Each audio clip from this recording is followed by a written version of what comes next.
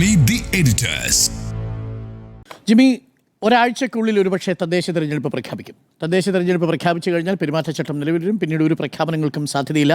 ₹1 പോലും അധികം കൊടുക്കാൻ കഴിയില്ല. കുടിശ്ശിക കൊടുക്കുന്നത് പോലും ഒരുപക്ഷെ വലിയ നിയമവിഷയമാവുന്ന കാര്യമാണ്. കഴിഞ്ഞ തവണ നിലമ്പൂരിൽ നമ്മളത് കണ്ടു. ഇപ്പോൾ ഇലക്ഷൻ പ്രഖ്യാപിക്കുന്ന ഒരാഴ്ച മുമ്പ് ഒരു മിനി ബഡ്ജറ്റിൻ്റെ മാതൃകയിലാണ് ഇന്നലെ മുഖ്യമന്ത്രി വളരെ അപ്രതീക്ഷിതമായി ഈ വമ്പൻ പ്രഖ്യാപനങ്ങൾ നടത്തിയത്. ഇന്ന് നമ്മൾ ധനമന്ത്രിയോട് സംസാരിക്കുമ്പോൾ പറയുന്നുണ്ട്, നേരത്തെ ഞങ്ങളുടെ മനസ്സിലിരുന്ന കാര്യമാണ്, അത് പരിഗണിക്കാനിരുന്നതാണ്, പറയാനിരുന്നതാണെന്നൊക്കെ പറയുന്നുണ്ടെങ്കിലും തെരഞ്ഞെടുപ്പ് അടുത്തിരിക്കുന്ന സാഹചര്യത്തിൽ അതൊരു ഇലക്ഷൻ നമ്പറാണോ? ഇലക്ഷൻ ആകുമ്പോൾ അത്തരം നമ്പറുകൾ എല്ലാ കാലത്തും എല്ലാ മുന്നണികളും ചെയ്തിട്ടുണ്ട്. അതുകൊണ്ട് അതിനകത്ത് വലിയ കുറ്റമൊന്നും പറയാൻ ഞാൻ ആളല്ല തുടക്കത്തിൽ തന്നെ. എന്ന് മാത്രമല്ല, ഈ ഒരാഴ്ച കഴിഞ്ഞാൽ പെരുമാറ്റച്ചട്ടം നിലവിൽ വന്നു കഴിഞ്ഞാൽ പിന്നെ ഒന്നും ചെയ്യാൻ പറ്റില്ല. അതുകൊണ്ട് നമ്മൾ പ്രതീക്ഷിച്ചിരുന്നത് തന്നെയാണ്. എപ്പോൾ, എങ്ങനെ, ഏത് വ്യാപ്തിയിൽ എന്നുള്ളത് മാത്രമേ സംശയമുണ്ടായിരുന്നുള്ളൂ. പക്ഷേ ഞാൻ പറയാൻ പോകുന്ന വിഷയം അതല്ല. ഈ തെരഞ്ഞെടുപ്പല്ല, ഇനിയൊരു തെരഞ്ഞെടുപ്പ് കൂടി ഉണ്ടല്ലോ. അത് അടുത്ത മെയ് മാസം ആകുമ്പോൾ പുതിയ സർക്കാർ അധികാരത്തിൽ വരണം. എന്ന് വെച്ചാൽ ഈ സർക്കാരിന് പ്രവർത്തിക്കാൻ ഫലത്തിൽ ഇനി ഒരു 6 മാസമേ ഉള്ളൂ. ഈ 6 മാസത്തിനിടയ്ക്ക് സംസ്ഥാന സർക്കാരിൻ്റെ മുമ്പിൽ സംസ്ഥാന ഇടതുമുന്നണി മുന്നോട്ട് വെച്ച തെരഞ്ഞെടുപ്പ് പത്രിക കിടക്കുകയാണ്. ആ പത്രിക അനുസരിച്ച് സാമൂഹ്യ സുരക്ഷാ പെൻഷൻ ഇനി ഒരു 500 രൂപ കൂടെ കൂട്ടണം. മിനിമം വേതനം 700 രൂപയാക്കണം. ഒരു മാസം 21,000 രൂപ. അങ്ങനെ ഒരുപാട് കാര്യങ്ങൾ സംസ്ഥാന സർക്കാരിനെ സംബന്ധിച്ചിടത്തോളം ചെയ്ത് തീർക്കേണ്ടതുണ്ട്. അപ്പോൾ ഇപ്പോഴെങ്കിലും ചെയ്തല്ലേ പറ്റൂ. അപ്പോൾ ആ ഘട്ടത്തിലേക്ക് നീങ്ങുകയാണ്. എന്തുകൊണ്ട് 4.5 വർഷം വൈകി എന്ന് ചോദിച്ചാൽ, അങ്ങനെ പൂർണ്ണമായി വൈകി എന്ന് പറയാൻ പറ്റില്ല. പല കാര്യങ്ങളിലും അതാത് സമയങ്ങളിൽ ചില മാറ്റങ്ങളൊക്കെ വരുത്തിയിട്ടുണ്ട്. പല ഇതുപോലെയുള്ള സാമൂഹ്യ സുരക്ഷാ മേഖലയിലെ കാര്യങ്ങളും അടിക്കടി കൂട്ടിയിട്ടുണ്ട്. പക്ഷേ ഈ സ്പീഡിൽ, അതായത് 2,500 രൂപയാകണമെങ്കിൽ ഈ സ്പീഡ് പോരായിരുന്നു. പക്ഷേ ഇപ്പോൾ പെട്ടെന്നൊരു 400 രൂപ കൂട്ടിയിരിക്കുന്നു. ഇനിയൊരു 500 രൂപ കൂടെ കൂട്ടണം. ഈ സർക്കാരിനെ സംബന്ധിച്ചിടത്തോളം ഇതൊരു അവസാനത്തെ അവസരമാണ്. ഇപ്പോൾ ഇത് കൂട്ടി തുടങ്ങിയാലേ കാര്യങ്ങൾ നടക്കുകയുള്ളൂ. കഴിഞ്ഞ 4.5 വർഷം, അതിലേക്ക് തിരിച്ചു വരാം. കഴിഞ്ഞ 4.5 വർഷം ഇത് പൂർണ്ണമായി നടപ്പിലാക്കാതിരുന്ന ഈ അവസാനം കൊണ്ടുവന്ന് നടപ്പിലാക്കുന്നതിന് കാരണം സാമ്പത്തിക പ്രതിസന്ധി തന്നെയാണ്. അതിൽ നമുക്ക് സംശയമൊന്നുമില്ല. പക്ഷേ സാമ്പത്തിക പ്രതിസന്ധി പറഞ്ഞ് ഈ കാര്യങ്ങൾ നടപ്പാക്കാതിരിക്കാൻ പറ്റുമോ? ഒരു രക്ഷയുമില്ല. തെരഞ്ഞെടുപ്പ് വാഗ്ദാനം ലംഘിച്ചുകൊണ്ട്, തെരഞ്ഞെടുപ്പ് വാഗ്ദാനങ്ങൾ പാലിക്കാതെ എങ്ങനെയാണ് ഇടതുമുന്നണി സർക്കാർ അടുത്ത തെരഞ്ഞെടുപ്പിനെ ഫേസ് ചെയ്യാൻ പോവുക? അത് പറ്റുകയുമില്ല. അപ്പോൾ ആ കാര്യത്തിൽ തർക്കമൊന്നും വേണ്ട. ഇനി ചോദ്യം, ഇത്രയും വലിയൊരു വാഗ്ദാനവും ഇപ്പോൾ നിങ്ങൾ നടപ്പിലാക്കിക്കൊണ്ടിരിക്കുന്ന ഈ കാര്യങ്ങളും ഇനി നടപ്പിലാക്കേണ്ട കാര്യങ്ങളും, സാമൂഹ്യ സുരക്ഷാ പെൻഷൻ അടക്കമുള്ള ഒരുപാട് കാര്യങ്ങളിൽ എത്ര ലക്ഷം പേർക്കാണ് തൊഴിൽ വാഗ്ദാനം ചെയ്തത് അടക്കമുള്ള വേറെ ഒരുപാട് കാര്യങ്ങൾ കിടക്കുന്നുണ്ട് സംസ്ഥാന സർക്കാരിനെ സംബന്ധിച്ചിടത്തോളം. അതൊന്നും നടപ്പിലാകാനും പോകുന്നില്ല. പ്രത്യേകത ഇപ്പോഴത്തെ കേരളത്തിൻ്റെ ഒരു സാമ്പത്തിക പശ്ചാത്തലം കൊണ്ട്. അപ്പോൾ നടപ്പിലാക്കാൻ പറ്റുന്ന കാര്യങ്ങളെല്ലാം നടപ്പിലാക്കണം. പക്ഷേ കേരളത്തിൻ്റെ സാമ്പത്തിക സ്ഥിതി വളരെ മോശമാണ് എന്നുള്ളതാണ് ഈ സർക്കാർ കഴിഞ്ഞ ദിവസം വരെ പറഞ്ഞുകൊണ്ടിരുന്നത്. അതിനാണ് PMCയുടെ കാര്യത്തിൽ വലിയ വിവാദങ്ങളൊക്കെ ഉണ്ടായതാണ്. ഇപ്പോൾ പ്രതിപക്ഷം അത് ചോദിക്കുന്നുണ്ട്, നിങ്ങൾക്ക് 700 ചില്ലുവാനം കോടി രൂപ കിട്ടാനില്ല എന്ന് പറഞ്ഞ് കരയുന്നു. ഇപ്പോൾ നോക്കൂ, 10,000 കോടിയുടെ ചെലവിൻ്റെ കാര്യം വരുന്നു. അപ്പോൾ പിന്നെ ഇതെങ്ങനെ ശരിയാവും മുതലായ കാര്യങ്ങൾ ചോദിക്കുന്നൊക്കെയുണ്ട്. അപ്പോൾ ഇന്ന് ധനമന്ത്രി പറഞ്ഞൊരു കാര്യം, പറയുന്ന കാര്യങ്ങൾ നടപ്പിലാക്കുന്ന കാര്യങ്ങളെ ഞങ്ങൾ പറയൂ. അപ്പോൾ അത് ശരിയാകണമെങ്കിലും ഇപ്പോഴെങ്കിലും ഇത് ചെയ്യണ്ടേ? അത് ചെയ്യുന്നു. ഇനി അടുത്ത ചോദ്യം, ഇത് എത്ര കാലത്തേക്ക് മുന്നോട്ട് പോകും? ഈ 6 മാസം കഴിഞ്ഞ് പുതിയ സർക്കാർ വരുമ്പോൾ ഈ സർക്കാരിന് ഇത് പാലിക്കാൻ പറ്റുമോ? അങ്ങനെ ഒരു ചോദ്യത്തിന്, അങ്ങനെ ഒരു സംശയത്തിന് സ്വാഭാവികമായും സാധ്യതയുണ്ട്. എങ്ങനെയാണ് കാലാകാലങ്ങളിൽ സർക്കാരുകൾ ഈ പൈസയുടെ കാര്യത്തിലുള്ള എന്താ പറയുക നമ്പറുകൾ ഇടുന്നതെന്ന് വെച്ചാൽ, അത് നമുക്ക് ബജറ്റ് എടുത്ത് നോക്കിയാൽ മനസ്സിലാകും. C&AG റിപ്പോർട്ട് 23-24 ഏറ്റവും അവസാനമായി പുറത്തു വന്നത്. C&AG റിപ്പോർട്ടിൽ കാര്യമായി പറയുന്നുണ്ട് എങ്ങനെയാണ് നിങ്ങളുടെ കടങ്ങൾ കൂടിക്കൊണ്ടിരിക്കുന്നത്. 4.33 ലക്ഷം കോടിയാണ് നമ്മുടെ കടം നിൽക്കുന്നത്. അത് 4 ലക്ഷം കോടിയായിരുന്നു മുമ്പത്തെ വർഷം. 33 ലക്ഷം കൂടി ഇതിനകത്ത് കൂടിയെന്ന് പറയുന്നു. അതുപോലെ തന്നെ പ്ലാൻ ഫണ്ട് വിനിയോഗത്തെക്കുറിച്ച് വളരെ വലിയ വിമർശനങ്ങൾ ഉന്നയിക്കുന്നു. C&AGയുടെ 2 വർഷത്തെ കണക്കൂടെ വരാനുണ്ട്. എങ്ങനെയാണിത് ചെയ്യുന്നതെന്നറിയാമോ? സാധാരണ ഇതിൽ ചെയ്യുക, പ്ലാൻ ഫണ്ടിൽ നിന്ന്. ഇന്ന് അരുൺ ചോദ്യം ചോദിക്കുമ്പോൾ വ്യക്തമായ ഉത്തരം ധനമന്ത്രിയുടെ ഭാഗത്തു നിന്ന് വന്നില്ല. ഇത് എങ്ങനെ പണം കണ്ടെത്തും? അത് ഞങ്ങൾ കണ്ടെത്തും എന്നാണ് പറഞ്ഞത്. ഒരു ചെറിയൊരു ഉദാഹരണം പറയാം. കഴിഞ്ഞ 2024-25 ബജറ്റ്, 2024-25 ബജറ്റിൽ ലൈഫ് മിഷൻ പദ്ധതിക്ക് ഏറ്റവും ദളിതരായ മനുഷ്യരുടെ ലൈഫ് മിഷൻ പദ്ധതിയുടെ ആകെ തുകയിൽ നിന്ന് 300 കോടിയായിരുന്നു. അത് 120 കോടിയായി കുറയ്ക്കുകയാണ് ചെയ്തത്. ലൈഫ് മിഷൻ്റെ പാവപ്പെട്ട ദളിതരായ മനുഷ്യരുടെ കാര്യത്തിൽ മാത്രം. ദളിതർക്കുള്ള ആകെ പദ്ധതിയിൽ ഏതാണ്ട് 20 ആകെ പ്ലാൻ ഫണ്ട് ലേഔട്ടിൽ 20 പദ്ധതികളിൽ നിന്ന് പണം കുറച്ചു. 500 കോടി രൂപയാണ് കഴിഞ്ഞ സാമ്പത്തിക വർഷത്തിൽ കുറച്ചത്. ഇത് സർക്കാർ രേഖയാണ്. അതുപോലെ തന്നെ ന്യൂനപക്ഷങ്ങൾക്കുള്ള സ്കോളർഷിപ്പ്, അതും 50% കുറച്ചതായി രേഖ പറയുന്നു. പട്ടിക വിഭാഗങ്ങൾക്കുള്ള ആകെ പദ്ധതികളിൽ 130 കോടിയായിരുന്നതാണ് 500 കോടിയായി കുറച്ചത്. വലിയ തുകയൊന്നുമല്ല. ആകെ 1370 കോടിയേ ഉണ്ടായിരുന്നുള്ളൂ. അത് 500 കോടി കുറയ്ക്കുകയാണ് ചെയ്തത്. ഇപ്പോൾ നിങ്ങൾ നോക്കൂ, കേരളത്തിലെ ലൈഫ് മിഷൻ വീടുകളുടെ അവസ്ഥ എന്താണ്? പലയിടത്തും ലൈഫ് മിഷൻ പദ്ധതിയുടെ 1-ാം ഗഡു കൊടുത്തു, 2-ാം ഗഡു കൊടുത്തിട്ടില്ല. പലയിടത്തും വീടുകൾ അങ്ങനെ കിടക്കുകയാണ്. അപ്പോൾ ആ പണം കൊടുക്കണ്ടേ? ആ പണവും നിങ്ങളുടെ തിരഞ്ഞെടുപ്പ് വാഗ്ദാനത്തിൻ്റെ ഭാഗമല്ലേ? അതൊന്ന്. ഇനി നമ്മൾ ആശുപത്രി ഉപകരണങ്ങൾ കമ്പനികൾ തിരിച്ചെടുത്തുകൊണ്ടിരിക്കുന്ന ഒരു ആഴ്ചയാണ് ഈ വിഷയം സംസാരിക്കുന്നത്. എന്താണ് പ്രശ്നം? കേരളത്തിലെ സർക്കാർ ആശുപത്രികളിൽ സ്വകാര്യ കമ്പനികൾ സപ്ലൈ ചെയ്ത സർജിക്കൽ ഉപകരണങ്ങളുടെയും മറ്റ് പല ഉപകരണങ്ങളുടെയും പണം കൊടുത്തിട്ടില്ല. പണം കൊടുക്കാനുണ്ട്. കോടാനുകോടികളാണ് പൈസ. അപ്പോൾ കോട്ടയം മെഡിക്കൽ കോളേജിൽ എന്തോ 5 ദിവസം ഒരു ഗ്യാപ്പ് കൊടുത്തിട്ടുണ്ട്. തിരുവനന്തപുരത്ത് കുറച്ച് കൊടുത്തിട്ടുണ്ട്. ചില സ്ഥലങ്ങളിൽ എടുത്തു തുടങ്ങിയിട്ടുണ്ട്. അതെന്തായി? ആ പണം എപ്പോൾ കൊടുക്കും? നമ്മൾ 1 മാസം മുമ്പ് 1.5 മാസം മുമ്പ് ചർച്ച ചെയ്ത് മറന്നുപോയോ? കോട്ടയം മെഡിക്കൽ കോളേജിൽ ഒരു ആശുപത്രി കെട്ടിടം ഇടിഞ്ഞു വീണ് ഒരു സ്ത്രീ മരിച്ചു. അതേ തുടർന്ന് വലിയ വിവാദമുണ്ടായി. തിരുവനന്തപുരം മെഡിക്കൽ കോളേജിൽ ഒരു ഡോക്ടർ ഒരു ഫേസ്ബുക്ക് പോസ്റ്റ് ഇട്ടു. അന്ന് അദ്ദേഹം പറഞ്ഞത്, അവസാനം പുറത്തു വന്ന കാര്യം എന്തായിരുന്നു? മെഡിക്കൽ കോളേജുകളിൽ കാലാകാലങ്ങളായി ഹോസ്പിറ്റലിലെ ശസ്ത്രക്രിയാ സമയത്ത് രോഗിക്ക് ആ ഓപ്പറേഷന് വേണ്ട ഗ്ലൗസ് മുതൽ ഉടുപ്പ് വരെ ചില പ്രധാനപ്പെട്ട ശസ്ത്രക്രിയാ ഉപകരണങ്ങൾ വരെ രോഗികൾ പുറത്തു നിന്നാണ് വാങ്ങിക്കുന്നത്. ഇനി വലിയ ഉപകരണങ്ങളാണെങ്കിൽ വാടകയ്ക്ക് കൊടുക്കുന്ന സംവിധാനം വരെ മെഡിക്കൽ കോളേജുകൾക്ക് പരിസരങ്ങൾ പ്രവർത്തിക്കുന്നു. അതായത് മെഡിക്കൽ കോളേജിനടുത്തുള്ള കടയിൽ പോയി പറഞ്ഞാൽ അവരിത് കൊണ്ടുവരും, കാര്യം നടത്തും, അത് കഴിഞ്ഞ് ക്ലീൻ ചെയ്ത് തിരിച്ചു കൊണ്ടുപോകും. അതിന് വാടക കൊടുത്താൽ മതി. ഇതടക്കം നടക്കുമെന്ന് പറഞ്ഞു. ആരും എതിർത്തില്ല. നമ്മളൊക്കെ വിശദമായ വാർത്തകളും ചെയ്തതാണ്. ആ കാര്യത്തിൽ എന്താണ് പരിഹാരം? ഡോക്ടർ ഹാരിസ് ചിറക്കലിനെ ക്രൂശിക്കണോ വേണ്ടോ എന്ന് കേരളം കുറേ ദിവസം ചർച്ച ചെയ്തു. അവസാനം ഹാരിസ് ചിറക്കലിനെ ഒന്നും ചെയ്യുന്നില്ല എന്ന് പറഞ്ഞ് സർക്കാർ വലിയ കാര്യമാണെന്ന് പറഞ്ഞു. പക്ഷേ അന്ന് പുറത്തു വന്ന കേരളത്തിലെ മെഡിക്കൽ കോളേജുകളിലെ രോഗികൾ പിരിവിട്ടാണ് പല ഡിപ്പാർട്ട്മെൻറ്റുകളിലും ശസ്ത്രക്രിയ നടക്കുന്നത് പറഞ്ഞ കാര്യം അതെന്തായി? അപ്പോൾ ഇത്തരം ചില കാര്യങ്ങളിൽ പണത്തിൻ്റെ വളരെ വലിയ ദൗർലഭ്യമുണ്ട് എന്ന് തന്നെയാണ് മനസ്സിലാക്കുന്നത്. എന്ന് മാത്രമല്ല, PM ശ്രീ പദ്ധതി ഒപ്പിടാൻ വേണ്ടി സംസ്ഥാന സർക്കാർ അങ്ങ് വല്ലാതെ വെമ്പൽ കൊള്ളുകയായിരുന്നു ഞാൻ കരുതുന്നില്ല. സാമ്പത്തിക പ്രതിസന്ധി തന്നെയാണ് കാരണം. അപ്പോൾ സാമ്പത്തിക പ്രതിസന്ധിയുണ്ട്.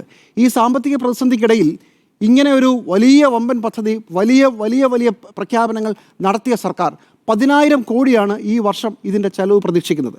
ഇത് കൊടുക്കാൻ പറ്റുമോ? കണ്ടറിയേണ്ട കാര്യമാണ്. ഇതാണ് നമ്മുടെ സാമ്പത്തിക സ്ഥിതിയെങ്കിൽ 4.33 ലക്ഷം കോടിയാണ് നമ്മുടെ കടമെങ്കിൽ നമുക്ക് ഇപ്പോൾ തന്നെ പല കാര്യങ്ങളിലും പണം കൊടുക്കാനില്ല എന്നുണ്ടെങ്കിൽ നിങ്ങളുടെ മെഡിക്കൽ കോളേജുകളിലെ നിങ്ങൾക്ക് സർക്കാരിന് വിറ്റ ഉപകരണങ്ങൾ തിരിച്ചെടുക്കുകയാണ് സ്വകാര്യ കമ്പനികൾ എന്നൊരു സാഹചര്യത്തിൽ എവിടെയെങ്കിലുമൊക്കെ പണത്തിന് പ്രശ്നമുണ്ട്. പ്രശ്നം ഇപ്പോൾ തന്നെയുണ്ട്. അപ്പോൾ അത് കൊടുക്കണ്ടേ? അതെങ്ങനെ? അതിനുള്ള പ്ലാൻ എന്താണ്? അതുകൂടി സംസ്ഥാന സർക്കാർ ഈ തരുണത്തിൽ പറയേണ്ടത് വളരെ വളരെ പ്രധാനപ്പെട്ടതാണ്. അല്ലെങ്കിൽ പ്രതിപക്ഷം പറഞ്ഞതുപോലെ ഇത് ഒരു കഷ്ടിച്ചൊരു 6 മാസം, അതായത് 4.5 വർഷം വരെ ഇത് നടപ്പിലാക്കാതിരുന്നത്, ഇത്രയും വലിയ പ്രഖ്യാപനങ്ങൾ വരുത്താതിരുന്നത് പണം ദൗർലഭ്യം കൊണ്ടാണെന്നും ഇനിയൊരു 6 മാസം കഴിഞ്ഞ് അത് അടുത്ത സർക്കാരല്ലേ, അത് അപ്പോൾ നോക്കാമെന്നും വേണമെങ്കിൽ കേന്ദ്രമാണ് ഞങ്ങളെ ഞെരുക്കുന്നതെന്ന് ശരിയായ കാര്യവുമാണ്. കേന്ദ്രമാണ് ഞങ്ങളെ ഞെരുക്കുന്നതുകൊണ്ട് കൊടുക്കാൻ പറ്റുന്നില്ല എന്ന് പറഞ്ഞ് തൽക്കാലം തടിയൂരാമെന്നും അങ്ങനെയൊക്കെ ആവാം. സംസ്ഥാന സർക്കാരിന് മുമ്പിൽ ഇതല്ലാതെ മറ്റു വഴിയില്ല. പക്ഷേ സർക്കാർ പറയുന്ന പണം എവിടുന്ന് വരും എന്ന ചോദ്യത്തിന് വ്യക്തമായൊരു ഉത്തരമില്ല എന്നുള്ളതാണ് ഇതിനകത്തെ ഒരു പ്രധാനപ്പെട്ട കാര്യം. ഇനി മിനിമം വേജസിൻ്റെ കാര്യത്തിൽ ഇപ്പോൾ ആശാ വർക്കർമാരുടെ കാര്യത്തിലൊക്കെ അവർ ചോദിക്കുന്നത് ഞങ്ങൾക്ക് 338 രൂപയോ അങ്ങനെ എന്തോ ആണ്. ഇപ്പോൾ ഒരു ദിവസം 30 രൂപയുടെ കൂട്ടി.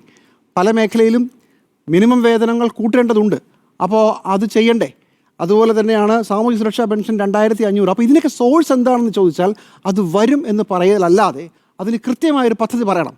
ഒരു കാര്യം കൂടെ പറയാം. നമ്മളിപ്പോൾ സംസാരിച്ചുകൊണ്ടിരിക്കുന്ന മാസം ഒക്ടോബർ നവംബർ ആണല്ലോ.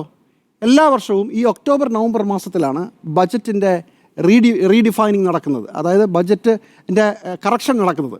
കഴിഞ്ഞ തവണ ഈ സമയത്താണ് ഞാൻ നേരത്തെ വായിച്ച PM ശ്രീയിലെ പദ്ധതി വെട്ടിക്കുറച്ചതും. കഴിഞ്ഞ തവണ 15,000 കോടി രൂപയുടെ പദ്ധതിയാണ് കഴിഞ്ഞ തവണ ഈ സമയമാകുമ്പോൾ വെട്ടിക്കുറച്ചത്. കണക്കാണ് ഈ സമയത്താണ്. അപ്പോൾ നോക്കൂ, ഈ പ്രഖ്യാപനം നടക്കുന്ന സമയത്ത് ഇപ്പോൾ സെക്രട്ടേറിയറ്റിൽ ഒരുപക്ഷെ ഉദ്യോഗസ്ഥർ എങ്ങനെയാണ് പ്ലാൻ ഫണ്ട് വെട്ടിക്കുറയ്ക്കാനാവുക എന്നതിനെക്കുറിച്ചുള്ള വലിയ ചർച്ചകൾ നടത്തിക്കൊണ്ടിരിക്കുകയാണ്. ഒരു കാര്യം കൂടെ പറയാം. ക്യാപിറ്റൽ ഇൻവെസ്റ്റ്മെൻറ്റിൻ്റെ കാര്യത്തിൽ അങ്ങനെ പണം വകമാറ്റാനാവില്ല. റവന്യൂ എക്സ്പെൻഡിച്ചറിൻ്റെ പണമെടുത്ത് അങ്ങോട്ടും ഇങ്ങോട്ടുമൊക്കെ തിരിക്കുക. യൂണിവേഴ്സിറ്റി ഫണ്ട് വരെ തിരിച്ച കഥകളുണ്ട് കേരളത്തിൽ. അപ്പോൾ ഈ സമയത്ത് ഇത് രണ്ടും തമ്മിൽ ഒരു കോയിൻസിഡൻസ് ഉണ്ട്. 10,000 കോടി ചിലവാക്കാൻ ഒരു വർഷത്തേക്കാണ്. അത് 6 മാസത്തേക്കാണെങ്കിൽ 5,000 കോടി രൂപയാണ്. അതനുസരിച്ച് പ്ലാൻ ഫണ്ട് വെട്ടിക്കുറയ്ക്കുമെന്നുള്ള കാര്യത്തിൽ യാതൊരു സംശയവുമില്ല. ഇപ്പോൾ തന്നെ അതിൻ്റെ ഉദാഹരണം ഈ വർഷത്തെ കണക്ക് ഞാൻ പറഞ്ഞത് കഴിഞ്ഞ വർഷത്തെയാണ്. ദളിതരായ ആദിവാസികളുടെ ലൈഫ് മിഷൻ പദ്ധതിയിൽ നിന്ന് 300 കോടിയായിരുന്നു 120 കോടിയായി കുറച്ചെങ്കിൽ ഈ വർഷം കേരളത്തിൽ ഒരുപാട് സ്ഥലങ്ങളിൽ ലൈഫ് മിഷൻ പദ്ധതിയുടെ ഭാഗമായ വീടുകൾക്ക് 2ാം ഗഡു കൊടുത്തിട്ടില്ല. ഒരുപാട് പഞ്ചായത്തുകളിൽ ഈ പ്രതിസന്ധിയുണ്ട്. പഞ്ചായത്തുകളുടെ പ്ലാൻ ഫണ്ട് അലോക്കേഷൻ 50% കടന്നിട്ടില്ല. പ്രധാനപ്പെട്ട പദ്ധതികൾക്ക്, സർക്കാരിൻ്റെ പദ്ധതികൾക്ക് നീക്കിയിരുന്ന തുക അതിലേക്ക് പണം പോയിട്ടില്ല എന്ന് മാത്രമല്ല പല ഡിപ്പാർട്ട്മെൻറ്റുകളും ഇപ്പോൾ കൊടുക്കണ്ട എന്നാണ് പറയുന്നത്. ഇപ്പോൾ ജലജീവൻ മിഷൻ 4500 കോടിയുടെ കടമുണ്ടെന്നാണ് കഴിഞ്ഞ ബജറ്റ് സമയത്ത് നമ്മൾ കണ്ടത്. ഇപ്പോഴെത്രയാണ്? ചുരുക്കത്തിൽ ഇടത്തെ പോക്കറ്റിൽ നിന്നുള്ള വലത്തെ പോക്കറ്റിലിടുകയും വലത്തെ പോക്കറ്റിലെടുത്ത് താഴെ പാൻറ്റിൻ്റെ കീശയിലിടുകയും ചെയ്യുന്ന ഒരു അഡ്ജസ്റ്റ്മെൻറ്റിലൂടെ സർക്കാർ ഇത് ചെയ്യാൻ പറ്റൂ. അത് സർക്കാർ അങ്ങനെ ചെയ്യട്ടെ. പക്ഷേ കൃത്യമായി എങ്ങനെയാണ് ഇതിൻ്റെ പണം വരുന്നത്, എങ്ങനെയാണ് ഇത് ചിലവാക്കാൻ പോകുന്നത്, എന്താണ് ഇതിൻ്റെ സോഴ്സ് എന്നത് പറയണം. ഒരു കാര്യം ഈ സർക്കാരിന് അനുകൂലമായിട്ടുണ്ട്, നികുതി വരുമാനത്തിൽ കാര്യമായ വർധനമുണ്ട്. പക്ഷേ അതുപോലെ തന്നെ റവന്യൂ ചിലവുകളിലും വലിയ വർധനമുണ്ടായിട്ടുണ്ട് ഈ സർക്കാരിൻ്റെ കാലത്ത്. ഒരു സർക്കാർ, അതായത് ഇടതുപക്ഷത്തിൻ്റെ ഒരു രീതി അനുസരിച്ച് തന്നെ അങ്ങനെ റവന്യൂ ചിലവുകൾ വെട്ടിക്കുറച്ചിട്ടല്ല സർക്കാർ ചിലവ് ചുരുക്കി ഒരു ശരിക്കുള്ള സാമ്പത്തിക മാനേജ്മെൻറ്റ് നടത്തേണ്ടതെന്നാണ്. പണം ചിലവാക്കി തന്നെയാണ്, ആയിക്കോട്ടെ. പക്ഷേ കൃത്യമായ സോഴ്സ് പറയണം.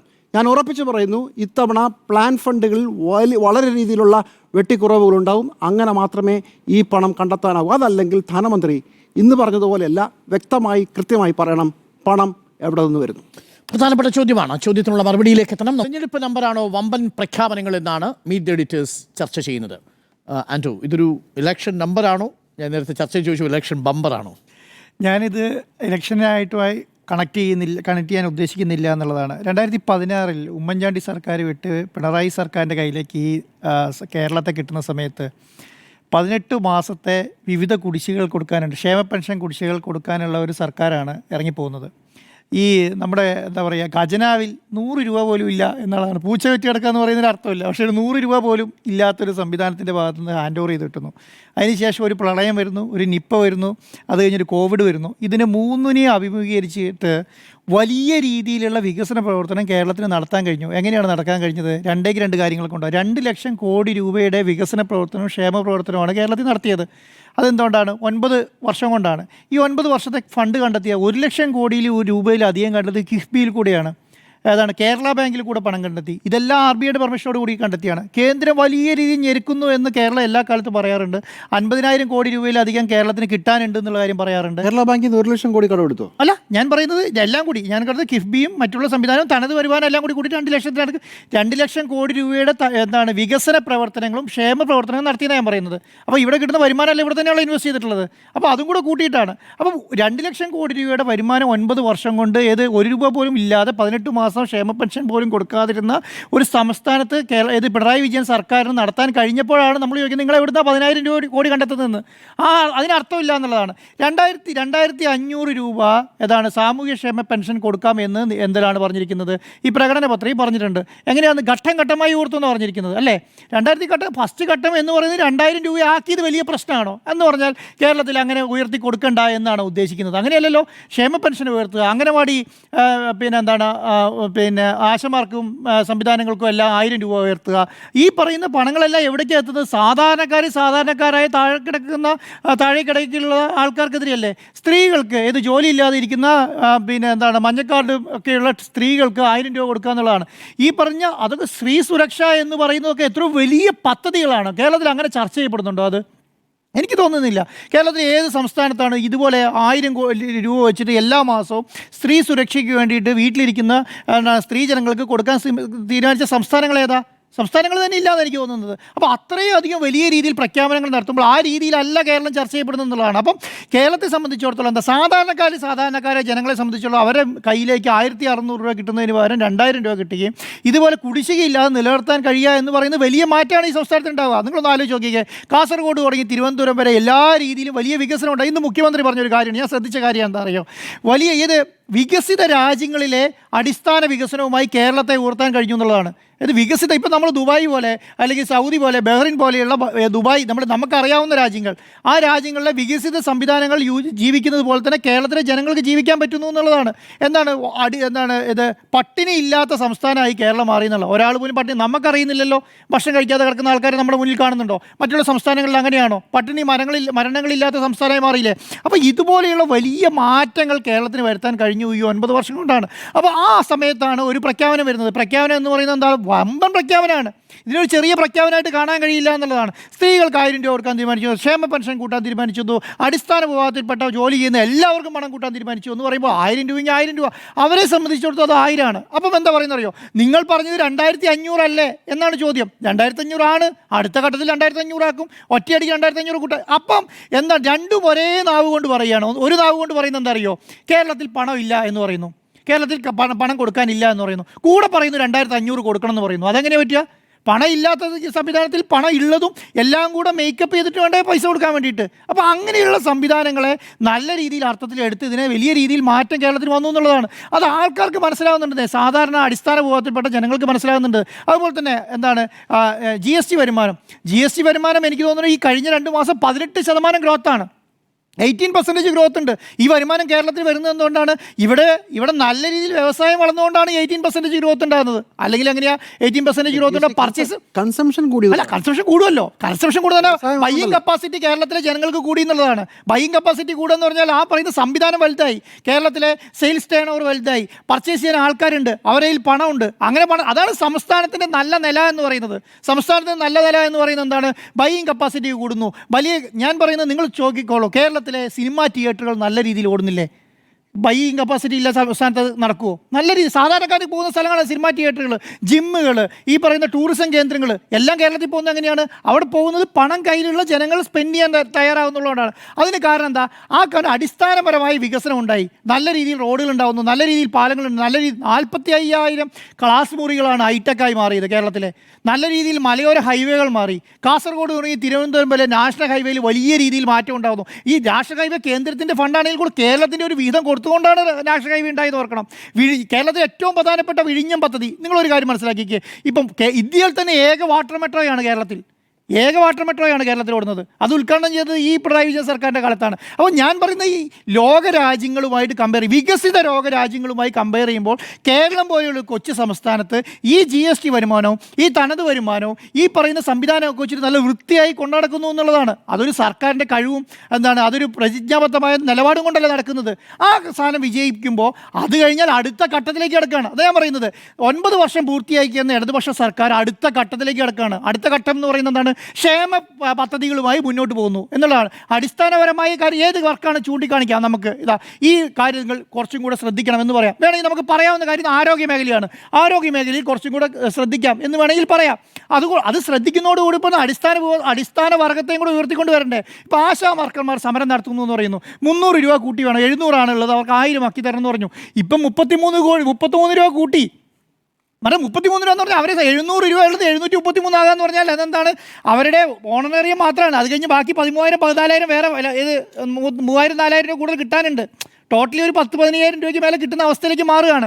അപ്പം നമ്മളെ സംബന്ധിച്ചിടത്തോളം കേരളം കൊടുക്കുന്ന പണം, കേരളത്തിൻ്റെ കയ്യിൽ നിന്ന് കൊടുക്കുന്ന പണം ജനങ്ങളിലേക്ക് എത്തിക്കാൻ വേണ്ടിയിട്ട് അത് എല്ലാ കാര്യങ്ങളും ബുദ്ധിമുട്ടില്ലാത്ത രീതിയിലാണ് കൈകാര്യം ചെയ്യുന്നത്. അതുകൊണ്ട് ഞാൻ പറഞ്ഞത് കേരളത്തിൽ 2 ലക്ഷം കോടി രൂപയുടെ അടിസ്ഥാനപരമായ വികസനവും ക്ഷേമ പെൻഷൻ വികസനവും 1 രൂപ ഇല്ലാതെ കയ്യിൽ കിട്ടിയ ഒരു സർക്കാരിൻ്റെ കയ്യിൽ നിന്ന് ഈ പ്രളയവും ഈ കോവിഡും ഈ പറയുന്ന നിപ്പയും കഴിഞ്ഞ് ഈ പറയുന്ന അതിൻ്റെ ഒരു ബുദ്ധിമുട്ട് നമ്മളിപ്പോൾ അനുഭവിക്കുന്നില്ല എന്നാണ്. കേരളത്തെ മുഴുവൻ പ്രളയം വിഴുങ്ങി എന്നുള്ളൊരു ബുദ്ധിമുട്ട് ഇപ്പോൾ നമ്മൾ അനുഭവിക്കുന്നില്ല. കേരളത്തെ മുഴുവൻ കോവിഡ് വിഴുങ്ങി എന്നുള്ള മുഴുവൻ ഇത് അനുഭവിക്കുന്ന മറ്റുള്ള സംസ്ഥാനങ്ങളുണ്ട്. നിങ്ങൾ പല സംസ്ഥാനങ്ങളും നോക്കിയോ, വെള്ളപ്പൊക്കം ഉണ്ടായ പല സംസ്ഥാനങ്ങൾക്ക് ഇന്നും അതിൽ നിന്ന് തിരിച്ചു കയറാൻ കഴിഞ്ഞിട്ടില്ല. വലിയ രീതിയിൽ കോവിഡ് ആഘാതം ഉണ്ടായ സംസ്ഥാനങ്ങൾക്കോ അല്ലെങ്കിൽ രാജ്യങ്ങൾക്കോ തിരിച്ചു കയറാൻ കഴിഞ്ഞിട്ടില്ല.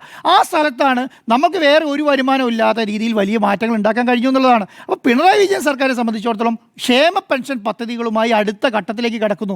ആ ഘട്ടമാണ് ഞാൻ വിചാരിക്കുന്നത്. ഇനി 6 മാസമാണോ 8 മാസമാണോ 4 മാസമാണോ തെരഞ്ഞെടുപ്പിനൊന്നും നോക്കിയിട്ടായിരിക്കില്ല അത് ചെയ്തിട്ടുണ്ടാവുക. കാരണം ഇനി 6 മാസം ഇലക്ഷൻ സ്റ്റാൻഡാണെങ്കിൽ നിയമസഭാ ഇലക്ഷനാണല്ലോ ഏറ്റവും പ്രധാനപ്പെട്ടത്. അതിന് തൊട്ട് മുമ്പ് അനൗൺസ് ചെയ്താൽ പോരെ? ഇനി 6 മാസം മുന്നേ അനൗൺസ് ചെയ്യേണ്ട കാര്യമുണ്ടോ? അതല്ലല്ലോ. ഇപ്പോൾ അനൗൺസ് ചെയ്യുന്നത് എന്താണ്? ഇപ്പം നാളെ തുടങ്ങി കൊടുക്കണം. ഈ പറയുന്ന 1-ാം തീയതി നവംബർ മാസം 1-ാം തീയതി പ്രാബല്യത്തിൽ വരികയാണ്. അടുത്ത മാസം തുടങ്ങി കൊടുത്തു പോകണ്ടേ? അപ്പോൾ ഇതുണ്ടാക്കുന്ന ഒരു ഗുണം എന്ന് പറയുന്നത് സാധാരണക്കാർ അതിൻ്റെ സന്തോഷം സാധാരണക്കാരുടെ ഇടയിൽ ഉണ്ട് താനും കേട്ടോ. ഇത് പല ബൈറ്റുകൾ ശ്രദ്ധിച്ചാൽ മതി. ഇത് 200 രൂപ 1600 രൂപ മരുന്ന് വാങ്ങാനും ഭക്ഷണം കഴിക്കാനുമായിട്ട് വീട്ടിലേക്ക് പോസ്റ്റ്മാൻ്റെ അടുത്ത് കാത്തിരിക്കുന്ന ജനങ്ങളുടെ കയ്യിലേക്ക് 2000 രൂപ വരുമ്പോൾ കിട്ടുന്ന സന്തോഷമുണ്ടല്ലോ, ആ സന്തോഷം ചിലപ്പോൾ ഇന്ന് ഉണ്ടാകുന്നത് അവർക്ക് അടുത്തൊരു കാര്യം കൊണ്ട് ആലോചിച്ച് ചെയ്യാൻ കഴിയുന്നു എന്നുള്ളതാണ്. അതുപോലെ കുടിശ്ശികയില്ലാതെ നിർത്തുക എന്നുള്ളതും കുടിശ്ശികയില്ലാതെ ഈ കാര്യങ്ങൾ ചെയ്യുന്നത്. ഇത് വിമർശിക്കുന്നവരുണ്ടല്ലോ, 18 മാസം കുടിശ്ശിക വരുത്തി ഈ സംസ്ഥാന ഇലക്ഷനെ നേരിട്ടവരാണ് കേട്ടോ. 18 മാസം കുടിശ്ശിക വരുത്തി ഇലക്ഷനെ നേരിട്ടവരാണ്. ഇപ്പം എന്താ കുടിശ്ശികയില്ലാതെ എല്ലാവർക്കും ക്ഷേമ പെൻഷൻ കൂട്ടി കൊടുക്കുന്നുള്ളത്. അത് കൊടുക്കുന്നത് എവിടുന്നാന്ന് ചോദിക്കുന്ന അർത്ഥമില്ല. കിട്ടിയില്ലെങ്കിൽ പറഞ്ഞാൽ പോരെ, നിങ്ങൾ കൊടുത്തില്ലെങ്കിൽ ചോദിക്കാം കിട്ടിയിട്ടില്ല എന്നുള്ളത്. ഇപ്പോൾ എല്ലാവരും അങ്ങനെയാണല്ലോ, ചെയ്യുന്നതിന് മുന്നേ ചോദിച്ചുകൊണ്ടിരിക്കും, ചെയ്യുമ്പോൾ കണ്ടാൽ പോരെ. അപ്പോൾ കിട്ടുന്നതിൻ്റെ കാര്യത്തിനെ കുറിച്ചിട്ട് കിട്ടിയതിന് ശേഷം പറഞ്ഞോട്ടെ, അതൊരു പ്രശ്നമില്ല എന്നുള്ളതാണ്. ഓക്കെ, അപ്പോൾ തെരഞ്ഞെടുപ്പ് നമ്പറല്ല എന്നുള്ളതാണ് എൻ്റെ 100% തെരഞ്ഞെടുപ്പ് നമ്പറല്ല. ഞാൻ സുജയയിലേക്ക് എത്തിയാൽ, സുജയ, ഇത് ഒരു തെരഞ്ഞെടുപ്പ് നമ്പറാണോ തെരഞ്ഞെടുപ്പ് ബമ്പറാണോ? കിട്ടിയവർക്ക് ബമ്പറും രാഷ്ട്രീയത്തിൽ നോക്കുകയാണെങ്കിൽ നമ്പറുമാണ്. ഇതുപോലെയുള്ള ഈ പ്രഖ്യാപനങ്ങൾ, ഫ്രീ ബീസ്, അതൊക്കെ നമ്മൾ പലപ്പോഴും കണ്ടതാണ്. 2021 കിറ്റ് പ്രഖ്യാപിച്ചതും കിറ്റ് കൊടുത്തതും ആ കിറ്റ് എങ്ങനെയാണ് വോട്ടായി മാറിയതെന്നുള്ളതും തുടർഭരണത്തിന്റെ കാര്യത്തിൽ നമ്മൾ കണ്ടതുമാണ്. അപ്പോൾ അതൊക്കെ ഇപ്പോൾ രണ്ടാമത്തെ തുടർഭരണത്തിലേക്ക് വന്നപ്പോൾ കണ്ടതിന്റെ ഒരു കുറച്ച് നേരത്തെ തുടങ്ങിയ ഒരു പ്രഖ്യാപനമായിട്ട് വേണം ഇതിനെ കാണാൻ. ഈ പ്രഖ്യാപനത്തിലേക്ക് വരുന്നതിന്റെ പ്രധാനപ്പെട്ട കാരണം നിയമസഭാ തെരഞ്ഞെടുപ്പ് മാത്രമല്ല, ഇനി അങ്ങോട്ടുള്ള 6 മാസത്തിനിടയിൽ ഇങ്ങനെയുള്ള പല നമ്പറും നമ്മൾ കാണേണ്ടി വരും. കാരണം എങ്ങനെയായാലും തുടർഭരണം ഉറപ്പിച്ചേ പറ്റൂ, 3-ാം ഊഴം ഞങ്ങൾക്ക് ഇങ്ങ് എടുക്കണം എന്ന് പറഞ്ഞുകൊണ്ട് നിൽക്കുകയാണ്. ഇവിടെ 6 മാസം മാത്രമേ ഉള്ളൂ. നേരത്തെ ജിമ്മി ജെയിംസ് സൂചിപ്പിച്ചതുപോലെ കൃത്യം 6 മാസമാണ്. ഇന്നിപ്പോൾ ഒക്ടോബർ 30 ആയിരിക്കുകയാണ്. ഇനി 6 മാസം കഴിഞ്ഞാൽ നിയമസഭാ തെരഞ്ഞെടുപ്പിലേക്ക് പോവുകയാണ്. ഇവിടെ അതിനിടയിൽ PMCയുടെ പേരിൽ ഉള്ള ഒരു ഡ്രാമയായിരുന്നു കഴിഞ്ഞ ഒരു 1.5 ആഴ്ചയായി നമ്മൾ കണ്ടുകൊണ്ടിരുന്നത്. CPIയെ അറിയിക്കാതെ മന്ത്രിസഭയിൽ തീരുമാനമെടുക്കുന്നു. CPI 2 പ്രാവശ്യം എതിർക്കുന്നു. ആദ്യം CPIയെ പരിഹസിക്കുന്നു, അതിനുശേഷം ഞങ്ങൾ മരവിപ്പിച്ചു എന്ന് പറയുന്നു. ഇന്നലെ നമ്മൾ കണ്ട നമ്പർ ഈ മരവിപ്പിക്കൽ അല്ലെങ്കിൽ ഒരു ഉപസമിതി വരുന്നു എന്ന് പറഞ്ഞുകൊണ്ടാണ്. പക്ഷേ അത് നിലനിൽക്കുമോ എന്ന് ചോദിച്ചു കഴിഞ്ഞാൽ അതും ഒരു നമ്പറാണ് എന്നുള്ളത് മലയാളിക്ക് മനസ്സിലായിട്ടുണ്ട്, നല്ല വൃത്തിയായി തന്നെ. കാരണം പഞ്ചാബിൽ എന്താണ് സംഭവിച്ചത് എന്നതൊക്കെ മലയാളി ഇതിനകം തന്നെ മനസ്സിലാക്കി കഴിഞ്ഞിട്ടുണ്ട്. അപ്പോൾ മലയാളികളുടെ ഒരു അവർ കാര്യങ്ങൾ മനസ്സിലാക്കുന്നത് അല്ലെങ്കിൽ കാര്യങ്ങൾ ഉൾക്കൊള്ളുന്നത് ഇപ്പോഴും ഇവരൊക്കെ പറഞ്ഞു കഴിഞ്ഞാൽ അതേപടി കണ്ണടച്ച് വിശ്വസിക്കുന്ന രീതിയിലാണ് എന്ന് ആരൊക്കെയോ തെറ്റിദ്ധരിച്ച് വെച്ചിട്ടുണ്ട്. അതുകൊണ്ടാണ് ഈ നമ്പറുകളുമായിട്ട് വീണ്ടും അല്ലെങ്കിൽ നമ്പറുകളുടെ ഒരു ആവർത്തനം നമ്മൾ കാണുന്നത്. ഇവിടെ ഇപ്പോൾ ഈ പെൻഷൻ പ്രഖ്യാപിക്കുന്നു, അത് നല്ല പ്രഖ്യാപനമാണ്. അതൊരു ബമ്പർ എന്ന് ഞാൻ ഉദ്ദേശിച്ചത് അതിനെയാണ്. ആളുകൾക്ക് കൂടുതൽ പൈസ അവരുടെ കയ്യിലേക്ക് കിട്ടുന്നതിനെ നമ്മൾ ഒരിക്കലും എതിർക്കാൻ പാടില്ല. കുറച്ച് നേരത്തെ വേണമായിരുന്നു ഇത് എന്നുള്ളതാണ് എൻ്റെ അഭിപ്രായം. കാരണം 2500 കൊടുക്കുമെന്ന് പറഞ്ഞാണല്ലോ തുടർ ഭരണത്തിൽ അധികാരത്തിലെത്തിയത്. പക്ഷേ 4.5 വർഷം എടുക്കേണ്ടി വന്നു. കുഴപ്പമില്ല, വൈകിയാലും കൊടുത്തല്ലോ. ആ കൊടുത്തത് നല്ലതാണെന്നാണ് എൻ്റെ അഭിപ്രായം. ഇവിടെ 2 വിഷയങ്ങൾ കത്തി നിൽക്കുമ്പോഴാണ്, അതായത് PM ശ്രീയും ശബരിമല സ്വർണ്ണക്കൊള്ളയും. സ്വർണ്ണപ്പാളി കൊണ്ടുപോയ ഉണ്ണികൃഷ്ണൻ പോറ്റിയിൽ നിന്ന് അന്വേഷിച്ച് ആരിലേക്കൊക്കെ എത്തുമെന്നുള്ളത് ഏകദേശം ധാരണയായ സമയത്താണ് ഈ പ്രഖ്യാപനം വരുന്നത്. ഇപ്പോൾ ഉണ്ണികൃഷ്ണൻ പോറ്റിയെ റിമാൻഡ് ചെയ്തു എന്നുള്ള ഒറ്റ വാർത്തയുള്ളൂ, ആർക്കും ചർച്ചയും ചെയ്യേണ്ട. ഉണ്ണികൃഷ്ണൻ പോറ്റി എന്ത് ചെയ്യുന്നു, അല്ലെങ്കിൽ ഉണ്ണികൃഷ്ണൻ പോറ്റിയിൽ നിന്ന് മറ്റാളുകളിലേക്ക് ലീഡ് ചെയ്ത് ഈ അന്വേഷണം പോകുന്നുണ്ടോ, അതൊന്നും ഒരു മാധ്യമവും ചർച്ചയാക്കുന്നില്ല, നമ്മളടക്കം. ഇപ്പോൾ ചർച്ച ചെയ്തുകൊണ്ടിരിക്കുന്ന എന്താണ്, കഴിഞ്ഞ ദിവസങ്ങളിലൊക്കെ PM ശ്രീ ആയിരുന്നു, അതോടൊപ്പം തന്നെ സർക്കാരിന്റെ പ്രഖ്യാപനം കൂടി ചേർത്ത് ചർച്ച ചെയ്തു. ഇന്നിപ്പോൾ സർക്കാർ പ്രഖ്യാപിച്ച പദ്ധതികളിലേക്ക് ചർച്ച മുഴുവൻ ഷിഫ്റ്റ് ചെയ്ത് വിട്ടിരിക്കുകയാണ്. ഇന്നലെ PM ശ്രീയിൽ യഥാർത്ഥത്തിൽ CPIക്ക് വഴങ്ങുകയാണെങ്കിൽ CPIക്ക് മുന്നിൽ മുട്ടുമടക്കുകയാണ് സംസ്ഥാന സർക്കാർ ചെയ്തത് എന്നുള്ളത് അത് ഹൈലൈറ്റ് ചെയ്ത് അത് പ്രധാന ഹെഡ്ലൈനായി വരാതിരിക്കുന്നതിന് വേണ്ടി അതിൻ്റെ കൂടെ ചേർത്ത് ഞാൻ ഇന്നലെ പറഞ്ഞ അഭിപ്രായം ഞാൻ ആവർത്തിക്കുകയാണ്. അതായത് കൂടെ ചേർത്ത് പ്രഖ്യാപിക്കുകയാണ് ഈ ജനപ്രിയ പ്രഖ്യാപനങ്ങൾ. അപ്പോൾ അതിലേക്ക് അറ്റൻഷൻ ഉറപ്പായിട്ടും പോകും. ആ ഒരു നമ്പറൊക്കെ നമ്മൾ പണ്ടേ കണ്ടതാണ് CPMന്റെ കയ്യിൽ നിന്ന്. അതുകൊണ്ട് ഈ നമ്പറിലൊന്നും ഒരു പുതുമയുള്ളതായിട്ട് എനിക്ക് തോന്നുന്നില്ല. ഈ 2 വിഷയത്തിൽ നിന്നും വിദഗ്ധമായി പക്ഷേ മാധ്യമ ശ്രദ്ധ തിരിക്കുന്നതിനായിട്ട് സാധിച്ചു. ഇന്നത്തെ പുതിയ നമ്പർ എന്ന് പറഞ്ഞു കഴിഞ്ഞാൽ അങ്ങോട്ട് മാപ്പ് പറയുന്നു, ആ മാപ്പ് പോരാ, എനിക്ക് വിഷമമുണ്ട് എന്ന് തിരിച്ചു പറയുന്നു. അങ്ങനെ ആ വിഷയത്തിന്റെ മെറിറ്റിൽ നിന്ന്, അതായത് PM ശ്രീ നിങ്ങൾ നടപ്പാക്കുന്നുണ്ടോ ഇല്ലയോ, ആ ചോദ്യത്തിന് കൃത്യമായ ഒരു ഉത്തരവൊന്നും സർക്കാർ കൊടുക്കുന്നില്ല. സർക്കാർ കൊടുക്കുന്ന ഉത്തരം എന്താണ്, ഞങ്ങൾ സമിതി രൂപീകരിച്ചിട്ടുണ്ട്, ആ സമിതിയാണ് തീരുമാനമെടുക്കുക, ആ സമിതിയുടെ കാലാവധി എത്രയാണ്, എന്നത്തേക്കാണ് നിങ്ങൾ ഈ തീരുമാനമെടുക്കാൻ പോകുന്നതെന്ന് ചോദിച്ചു കഴിഞ്ഞാൽ അത് ആൽഫയാണ്. അല്ലെങ്കിൽ എവിടെ പോകുമെന്നുള്ളതിന് കൃത്യമായിട്ടൊരു തീയതി ഫിക്സ് ചെയ്യാത്ത ഒരു സമിതിയാണ് കേട്ടോ. ഒരു പ്രത്യേകതര സമിതിയാണ്. നമ്മൾ പ്രത്യേകതരം രക്ഷാപ്രവർത്തനം, പ്രത്യേകതരം ആക്ഷൻ എന്നൊക്കെ പറയുന്നത് പോലെ ഒരു പ്രത്യേകതര സമിതിയെ കൂടി എന്തായാലും മുഖ്യമന്ത്രി ഈ രൂപീകരിച്ച പ്രഖ്യാപനം ഇന്നലെ നടത്തിയിട്ടുണ്ട്. ഇവിടെ LDFനുള്ളിൽ ഒരു അബ്സല്യൂട്ട് ആയിട്ടുള്ള ഒരു കോർഡിനേഷൻ ഉണ്ടോ എന്നുള്ള ചോദ്യമാണ്. അപ്പോൾ ഈ ഒരു കോർഡിനേഷൻ ഇല്ലാത്ത, സ്വന്തം മുന്നണിയിൽ തന്നെ ചർച്ച ചെയ്യാതെ തീരുമാനമെടുത്തതിന് ശേഷം റിവേഴ്സ് മെക്കാനിസത്തിലൂടെ ആ തീരുമാനം ഘടകകക്ഷികളെ ബോധ്യപ്പെടുത്തുന്ന ഒരു പ്രത്യേകതരം ഭരണമാണല്ലോ നമ്മൾ കണ്ടുകൊണ്ടിരിക്കുന്നത്. അത് ഈ PM ശ്രീ വിഷയത്തിലൂടെ നമ്മൾ കണ്ടു. അപ്പോൾ അതിൽ നിന്ന് അത് ചർച്ചയാകുമ്പോഴേക്കും വലിയ ക്ഷീണമാകും. അതുകൊണ്ട് അതിൽ നിന്ന് ശ്രദ്ധ മാറ്റുന്നതിന് വേണ്ടിയിട്ടാണ് ഇപ്പോൾ ഈ പ്രഖ്യാപനങ്ങൾ നടത്തിയത് എന്നുള്ളതാണ് ഞാൻ ഉറച്ചു വിശ്വസിക്കുന്നത്. കാരണം പ്രതിപക്ഷവും CPI പോലും ഞെട്ടി. കാരണം മന്ത്രിസഭയിൽ ഈ വിഷയം കൊണ്ടുവരുന്നു, അല്ലെങ്കിൽ ഇതിന്മേൽ ചർച്ച നടക്കുന്നു, അതിനുശേഷം പ്രഖ്യാപനവും വരുന്നു. PM ശ്രീ മാത്രമായിരിക്കും ചർച്ചാ വിഷയമെന്നാണ് LDFന്റെ ഭാഗമായ CPIയുടെ സംസ്ഥാന സെക്രട്ടറി പോലും ആ മന്ത്രിസഭാ യോഗത്തിന് മുൻപ് കരുതിയിരുന്നത്. അല്ലെങ്കിൽ ഈ വിഷയങ്ങളിൽ ചർച്ച നടക്കുന്നു എന്നുള്ളത് ഏതെങ്കിലും ഒരു മാധ്യമം, മന്ത്രിസഭയൊക്കെ സ്ഥിരമായി റിപ്പോർട്ട് ചെയ്തിരുന്ന അല്ലെങ്കിൽ തലസ്ഥാനത്തുണ്ടായിരുന്ന ഒരു മാധ്യമപ്രവർത്തനായ ജിമ്മി ജെയിംസിന് പോലും ഒരു സൂചന ഉണ്ടായിരുന്നല്ലോ ഈ പ്രഖ്യാപനങ്ങൾ ഇന്നലെ നടത്താൻ പോകുന്നുവെന്ന്. ആർക്കും ഒരു സൂചനയുമില്ല. അല്ലെങ്കിൽ വരുന്നു എന്നുള്ളത് നവംബർ 1 ശേഷം, അതായത് പുതുവർഷം, അതായത് കേരളപ്പിറവിയിൽ കേരളപ്പിറവിയിൽ വരുന്നു. കേരളപ്പിറവിയിൽ സർക്കാരിന് വേണ്ടി സാർ കുറെ പറഞ്ഞല്ലോ, ഞാൻ എടുത്തോളൂ പറയട്ടെ. സാർ സർക്കാരിന് വേണ്ടി പറഞ്ഞോ, ബാക്കി ഞാൻ പറഞ്ഞോളാം. സങ്കടം കേൾക്കുമ്പോഴേ സങ്കടമൊന്നുമല്ല, സർക്കാരിന് വേണ്ടി പറയാനുള്ളവർ അത് പറഞ്ഞു, എനിക്ക് പറയാനുള്ളത് ഞാനും പറയും. അപ്പോൾ ഇവിടെ ഓപ്പോസിഷൻ ആൻഡ് CPI ഞെട്ടി എന്നുള്ളത് ഒരു വസ്തുത തന്നെയാണ്. ഇനിയിപ്പോൾ CPI ഈ മുട്ടുമടക്കിച്ചു അല്ലെങ്കിൽ നാണക്കേടുണ്ടാക്കി എന്നൊക്കെ ഇരിക്കുന്ന പിണറായി വിജയൻ അതങ്ങ് വെറുതെ വിട്ടുകളയുമെന്നൊന്നും ഞാൻ കരുതുന്നില്ല. പിണറായി വിജയൻ വളരെ ബുദ്ധികൂർമ്മതയുള്ള ഒരു നേതാവാണ്. സീറ്റ് ധാരണയിലും അതിൽ എത്രയാണ് CPI ജയിക്കുമെന്നൊക്കെ ഭഗവാനെ കണ്ടറിയാം എന്ന് മാത്രമേ പറയാൻ കഴിയുള്ളൂ. 2026 CPIയുടെ അവസ്ഥ എന്തായിരിക്കുമോ എന്തോ. എന്തായാലും മൂന്നാം ഊഴത്തിനുള്ള മുന്നൊരുക്കമാണ് ഈ പ്രഖ്യാപനം എന്നുള്ളതിൽ ഞാൻ ഉറച്ചു നിൽക്കുകയാണ്. അതിൽ തന്നെ ജിമ്മി ജെയിംസ് ഉന്നയിച്ച പ്രധാനപ്പെട്ട ഒരു കാര്യം, ഈ കാശ് എവിടെ നിന്ന് കണ്ടെത്തും, ആ സോഴ്സ് ഇപ്പോഴും ഹിഡൻ ആണ് ജിമ്മി സാർ. ഞാൻ മനസ്സിലാക്കുന്നത് അങ്ങനെയാണ്. ഏതാണ് ആ സോഴ്സ്, നിങ്ങൾ എവിടെ നിന്നാണ് പണം കണ്ടെത്തുന്നത് എന്നുള്ള ചോദ്യത്തിന് ഉത്തരമില്ലാതെ നിൽക്കുന്ന ധനമന്ത്രി. ഇതേ ധനമന്ത്രിയാണ് പ്രതിസന്ധിയാണ്, കയ്യിൽ കാശില്ല, ഇതൊക്കെ എങ്ങനെ നടപ്പാക്കും, കൊടുക്കണമെന്ന് ആഗ്രഹം കൊണ്ട് കൊടുക്കാൻ പറ്റുന്നില്ല എന്ന് പറഞ്ഞത്. അതെല്ലാം അപ്പാടെ വിഴുങ്ങിക്കൊണ്ട് ഇപ്പോൾ ഞങ്ങൾ നടപ്പാക്കും, അതിനുള്ള വകയൊക്കെ ഞങ്ങൾ കണ്ടുവച്ചിട്ടുണ്ട്. ആ വക കണ്ടുവച്ചിരിക്കുന്നത് എന്താണ്? ആ MOU ഒപ്പിടാൻ കാണിച്ച രഹസ്യാത്മകത ആ ഒരു വകയാണോ എന്ന് ആരെങ്കിലും സംശയിച്ചാൽ തെറ്റു പറയാൻ കഴിയില്ല. എന്തെങ്കിലും ധാരണകളൊക്കെ അങ്ങനെ ഉണ്ടാക്കിയിട്ടുണ്ടോ എന്നതിൻ്റെയും ഉത്തരം പറയേണ്ടത് LDF ആണ്. എന്തായാലും ഒറ്റയടിക്ക് ചർച്ചകളെല്ലാം ഈ ക്ഷേമ പദ്ധതിയിലേക്ക് മാറുകയാണ്, എല്ലാം ശരിയാക്കുകയാണെന്നുള്ള പ്രതീതി കൊണ്ടുവരികയാണ്. ഇനിയിപ്പോൾ പറയാൻ പോകുന്നത് കേന്ദ്രം പണം തരുന്നില്ല, കേന്ദ്രം ഞങ്ങളെ ഞെരുക്കുന്നു, ഞങ്ങൾ ഈ പദ്ധതി ഒപ്പിടാത്തത് കൊണ്ട് കിട്ടാനുള്ളത് കിട്ടിയില്ല. ആ പല്ലവി അടുത്ത 6 മാസം എന്തായാലും കേൾക്കാം. അതോടൊപ്പം ഇനി എങ്ങാനും LDF ജയിച്ചില്ലെങ്കിൽ, മൂന്നാം ഊഴം കിട്ടിയില്ലെങ്കിൽ ഈ പ്രഖ്യാപിച്ചതെല്ലാം നടപ്പാക്കേണ്ട ബാധ്യത ആർക്കാണ്? അത് UDF-നാണ്. VD സതീശനും KC വേണുഗോപാലും ഒക്കെ കൂടി എവിടെ നിന്നെങ്കിലും ഒക്കെ പണം കണ്ടെത്തി ഇതെല്ലാം നടപ്പാക്കേണ്ടി വരും. അപ്പോൾ PM ശ്രീ മാത്രമല്ല, ഉള്ള പദ്ധതി എല്ലാവർക്കും ഒപ്പിടേണ്ടി വരും. എന്നാൽ മാത്രമേ കേന്ദ്രത്തിൽ നിന്ന് പണം കിട്ടൂ. അപ്പോൾ UDF-ന്റെ തലയിലേക്ക് ഈ ബാധ്യത നൈസായിട്ട് വെക്കുകയും ചെയ്യാം എങ്ങാനും തോറ്റുപോയാൽ. ഇനി തദ്ദേശ തെരഞ്ഞെടുപ്പിന്റെ വോട്ടെടുപ്പ് സംബന്ധിച്ചാണ്. തദ്ദേശ തെരഞ്ഞെടുപ്പിന്റെ വോട്ടെടുപ്പ് നടക്കാൻ പോകുന്നത് ഡിസംബർ 5-നും 15-നും ഇടയിലാണ്. അതാണ് ഇപ്പോൾ നിലവിൽ ഉള്ള സാധ്യത വെച്ച് നമുക്ക് മനസ്സിലാക്കാൻ കഴിയുന്നത്. അങ്ങനെയാണെങ്കിൽ നവംബർ 1st വീക്കിൽ തന്നെ ഈ തെരഞ്ഞെടുപ്പ് പ്രഖ്യാപിക്കും. അതുകൊണ്ട് കൂടിയാണ് ഈ പ്രഖ്യാപനം തിരക്കിട്ടാക്കിയത് എന്നതാണ് എൻ്റെ രണ്ടാമത്തെ ടേക്ക്. അതിന് സർക്കാർ ഒരുങ്ങിക്കഴിഞ്ഞു, തദ്ദേശ തെരഞ്ഞെടുപ്പിന് സർക്കാർ ഒരുങ്ങിക്കഴിഞ്ഞു. ഇനിയിപ്പോൾ വമ്പൻ പ്രഖ്യാപനങ്ങളൊന്നും ബാക്കിയില്ല. ഇനിയിപ്പോൾ ഉള്ള പ്രഖ്യാപനം പ്രത്യേക നിയമസഭാ സമ്മേളനം നവംബർ 1-ാം തീയതി ചേർന്നുകൊണ്ടുള്ള അതിദാരിദ്ര്യമില്ലാത്ത സംസ്ഥാനം എന്നുള്ളത് മാത്രമാണ്. അതല്ലാതെ വിഴിഞ്ഞത്തിന്റെ സെക്കൻഡ് ഫേസ് അടക്കമുള്ള പരിപാടികൾ മാറ്റിവെച്ചിട്ടുണ്ട്. നവംബർ 5-ന് തീരുമാനിച്ചിരുന്ന ആ പദ്ധതിയും മാറ്റിവെച്ചിട്ടുണ്ട്. അപ്പോൾ നവംബർ 5-ഓടുകൂടി എന്തായാലും ഈ തീയതി പ്രഖ്യാപിക്കും. ഡിസംബർ 5 മുതൽ 15-ന് ഇടയിലുള്ള ഏതെങ്കിലും ഡേറ്റ്സ് ആയിരിക്കാനാണ് സാധ്യത. എന്തായാലും കഴിഞ്ഞ സാമ്പത്തിക വർഷം, നിങ്ങൾ നേരത്തെ സൂചിപ്പിച്ച കഴിഞ്ഞ സാമ്പത്തിക വർഷവും ഇതുപോലെ തന്നെ ക്ഷേമ പെൻഷൻ കുടിശ്ശിക, DA കുടിശ്ശിക, ഇതെല്ലാം വന്നു കഴിഞ്ഞപ്പോഴേക്കും എടുത്ത പ്ലാൻ B തന്നെയാണ്. ഇപ്പോൾ അതൊന്നും പറയാൻ പറ്റില്ല, പക്ഷേ ഞങ്ങളുടെ പ്ലാൻ ഉണ്ട് എന്ന് പറഞ്ഞത് ആ പ്ലാൻ B തന്നെയാണ്. പദ്ധതി വിഹിതത്തിൽ കടുംവെട്ട് നടത്തി ആ തുക പ്രഖ്യാപനങ്ങൾ നടപ്പാക്കാൻ വിനിയോഗിക്കും. അതായത് ഇത് തെരഞ്ഞെടുപ്പ് ലക്ഷ്യമിട്ടുകൊണ്ടുള്ള നമ്പർ മാത്രമാണ്. നേരത്തെ പ്രഖ്യാപിച്ചതിൽ നിന്ന് എടുത്ത് ഇപ്പുറത്ത് കൊണ്ടുവന്ന് നടപ്പാക്കും. അതാണ് ചെയ്യാൻ പോകുന്നത് എന്നുള്ളത് വ്യക്തമാണ്. കേരളത്തിലെ മലയാളികൾ കാര്യങ്ങളൊക്കെ പഠിച്ചു വരുന്നുണ്ട്. ഒരിക്കൽ നിങ്ങൾക്ക് അവരെ പറ്റിക്കാം, പക്ഷേ വീണ്ടും പറ്റിക്കാൻ ചെയ്തിട്ടുണ്ടെങ്കിൽ അവർക്ക് മറിച്ചു കുത്താനും അറിയാം എന്നുള്ളത് സർക്കാരിനെ പിന്തുണയ്ക്കുന്നവരൊക്കെ ഒന്ന് ഓർത്താൽ നല്ലതാണ്. ആർക്കാണ് മറിച്ചു കുത്തേണ്ടത്? കിറ്റ് കൊടുത്തതിൻ്റെ പേരിൽ ഇപ്പോൾ സുജയ പറഞ്ഞതാണ്, അതിനുള്ള മറുപടിയുണ്ട്. പാത്രം കൊട്ടി കോവിഡിനെ ഓടിക്കുകയായിരുന്നില്ല, കിറ്റ് കൊടുത്ത് അവരുടെ ജീവിതത്തിലേക്ക് തിരിച്ചു കൊണ്ടുവരികയാണ് ഈ സർക്കാർ ചെയ്തത്. എല്ലാ പ്രതിപക്ഷത്തിൻ്റെ ആരോപണങ്ങളും ഇവിടെ നമ്മൾ കേട്ട കാര്യങ്ങളും ഇലക്ഷൻ സ്റ്റണ്ടാണ്. എന്താണ് ഇലക്ഷൻ സ്റ്റണ്ട്? കേരളം അതിദാരിദ്ര്യമുക്ത നാടാവാൻ പോവുകയാണ് സുജയ. ഇലക്ഷൻ സ്റ്റണ്ടാണോ കേരളം അതിദാരിദ്ര്യമുക്തമാവാൻ പോകുന്നത്? എന്ന് തുടങ്ങിയ നടപടിയാണെന്നറിയാമോ? ഈ സർക്കാർ അധികാരത്തിലേറുമ്പോൾ ആദ്യത്തെ പ്രയോറിറ്റി എന്ന് ഗോവിന്ദൻ മാഷ് തദ്ദേശ വകുപ്പിലായിരിക്കുന്ന സമയത്ത് എടുത്ത ഒരു മിഷനുണ്ട്. അതിദാരിദ്ര്യരെ കണ്ടെത്തുക എന്നൊരു വലിയ സർവേ നടത്തി. അടുത്ത കാലത്ത് നടത്തിയ ഏറ്റവും വലിയ സർവേ ആയിരുന്നു അത്. ആ സർവേ പ്രകാരം വീടാന്തരം കീഴിറങ്ങി നടത്തിയ സർവേയിൽ 64,006 കുടുംബങ്ങളെയാണ് ഈ സർക്കാർ വരുന്ന സമയത്ത് അതിദാരിദ്ര്യരായി കണ്ടെത്തിയത്. ആ അതിദാരിദ്ര്യരായി കണ്ടെത്തിയതിൽ നിന്ന് ഇപ്പോൾ നമ്മൾ ഈ സംസാരിക്കുന്ന സമയമാകുമ്പോഴേക്കും, കഴിഞ്ഞ വർഷമാകുമ്പോഴേക്കും അത് 57,000 ആളുകളെയും അതിദാരിദ്ര്യ വിമുക്തരാക്കി. ഇപ്പോൾ ഇതാ 100% അത് സാധ്യമാവാൻ പോവുകയാണ്. ഏത്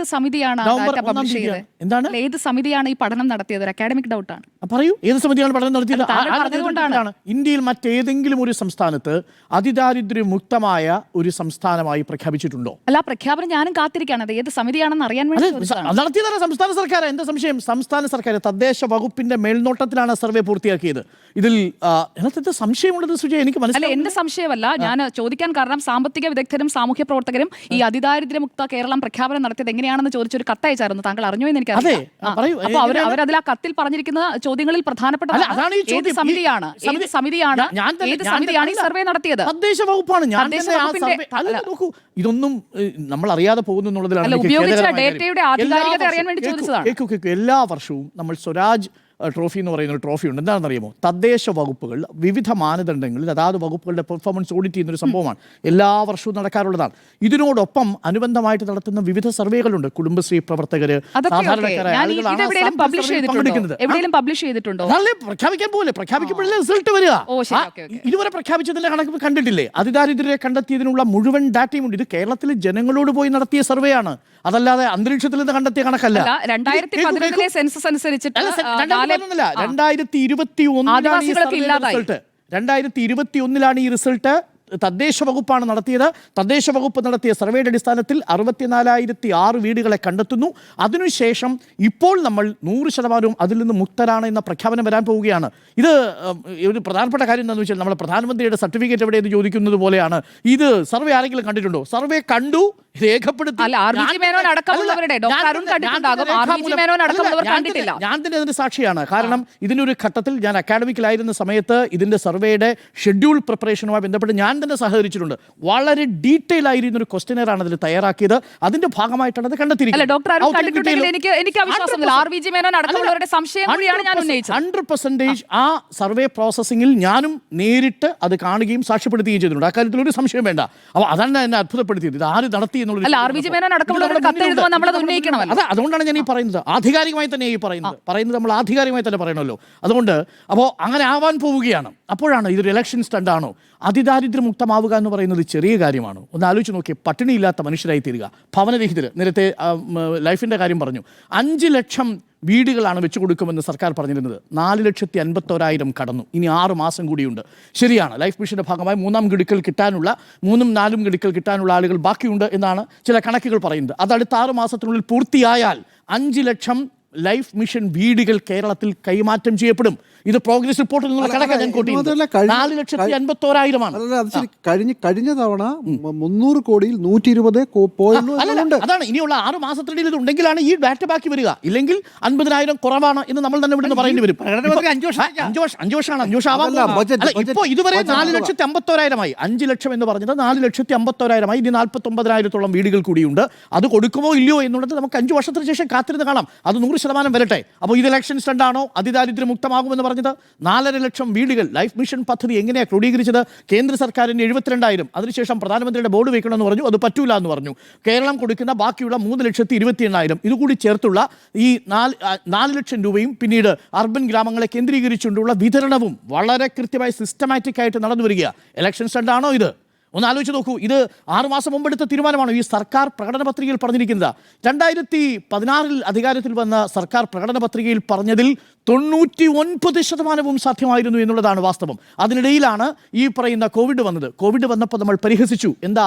കിറ്റ് കൊടുത്ത് നേടിയ വോട്ട്. അത് കേരളത്തിലെ ജനതയുടെ ആത്മാഭിമാനത്തെയാണ് ചോദ്യം ചെയ്യുന്നത് എന്നതാണ് എൻ്റെ പക്ഷം. കാരണം അവിടെ ചെറുകിട കർഷകർക്ക്, ചെറുകിട വ്യവസായികൾ, സാധാരണ വീട്ടിൽ നിന്ന് പുറത്തിറങ്ങാൻ പോലും കഴിയാതെ ലോക്ക്ഡൗണിൽ പെട്ടുപോയ മനുഷ്യർക്ക് അതാത് ദിവസത്തെ ഭക്ഷണം ഒരു തരത്തിലുള്ള ബുദ്ധിമുട്ടുമില്ലാതെ അവരുടെ കൈകളിലേക്ക് എത്തിക്കാൻ ഒരു സർക്കാർ ശ്രമിക്കുമ്പോൾ ആ കിറ്റ് എന്നുള്ളത് ഒരു അതിജീവനത്തിൻ്റെ മാതൃകയായിരുന്നു. അത് കേരളത്തിൻ്റെ അതിജീവന മാതൃക അന്താരാഷ്ട്ര സമൂഹം വരെ പുകഴ്ത്തിയതാണ്. അതിനെയാണ് കേരളത്തിൽ ഇരുന്ന് നമ്മൾ പരിഹസിക്കുന്നത് എന്ന് ഓർമ്മ വേണം. അത് കേരളത്തിൻ്റെ ആത്മാഭിമാനത്തെയാണ് ചോദ്യം ചെയ്തത്. പെൻഷൻ്റെ കാര്യത്തിൽ കൈക്കൂലിയാണെന്നൊരു വിമർശനം നിലമ്പൂർ തെരഞ്ഞെടുപ്പ് സമയത്ത് വന്നപ്പോഴും നമ്മൾ ഇത് തന്നെയാണ് പറഞ്ഞത്. ഇത് സാധാരണക്കാരായ മനുഷ്യർ. നിങ്ങളൊന്ന് ആലോചിച്ച് നോക്കൂ. ഡിസംബർ മാസം 2 മുത്തശ്ശിയും വീട്ടിൽ 30 വയസ്സിന് ശേഷമുള്ള ഒരു മകളും ഈ ചെറുപ്പക്കാരായിട്ടുള്ള 2 കുട്ടികളുമുള്ള ഒരു വീട്ടിൽ ഈ ഡിസംബർ മാസത്തിൽ മാത്രം സംഭവിക്കാൻ പോകുന്ന മാറ്റം എന്താണെന്ന് ഞാനൊന്ന് പറയാം.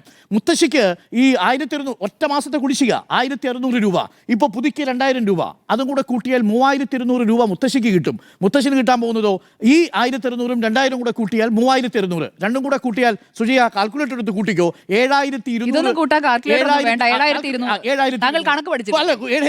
അല്ല സംശയം വരുമല്ലോ.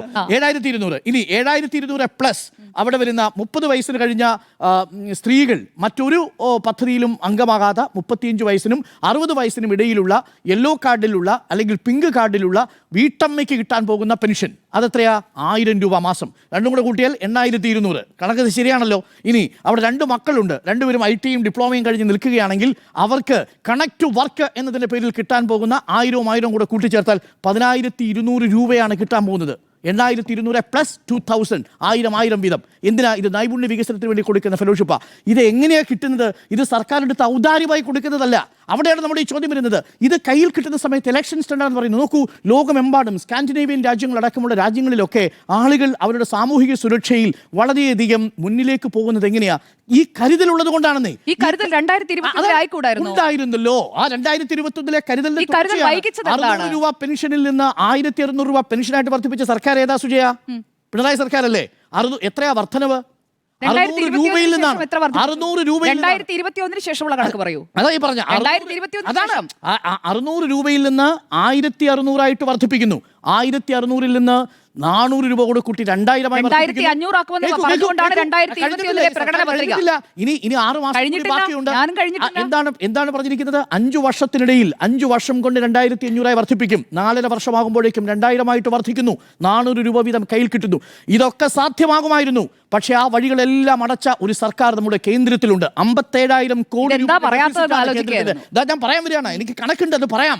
അവിടെയാണല്ലോ നമ്മുടെ സംശയം ഉണ്ടാവുന്നത്. ഇത് അന്തരീക്ഷത്തിൽ നിന്ന് എടുത്തു കൊടുക്കുമോ? കഴിഞ്ഞ CAG റിപ്പോർട്ട് ഒന്ന് എടുത്തു വായിച്ചേ. ആ CAG റിപ്പോർട്ടിൽ കേരളത്തിന്റെ സാമ്പത്തിക നില മോശമാണെന്നാണോ പറഞ്ഞിരിക്കുന്നത്? കേരളത്തിന്റെ സാമ്പത്തിക നിലയെക്കുറിച്ച് പറഞ്ഞിരിക്കുന്നത് എന്താ? കേരളത്തിന്റെ കടക്കണിയെക്കുറിച്ച് പറഞ്ഞിരിക്കുന്നത് എന്താ? കേരളത്തിൽ നിരവധി ആളുകൾ, BJP സംസ്ഥാന അധ്യക്ഷനടക്കം ഇന്നിറങ്ങി തെറ്റിദ്ധരിപ്പിക്കുന്ന ഒരു പ്രസ്താവന നടത്തിയിട്ടുണ്ട്. 6 ലക്ഷം കോടിയാണ് അത്രേ കേരളത്തിന്റെ കടം.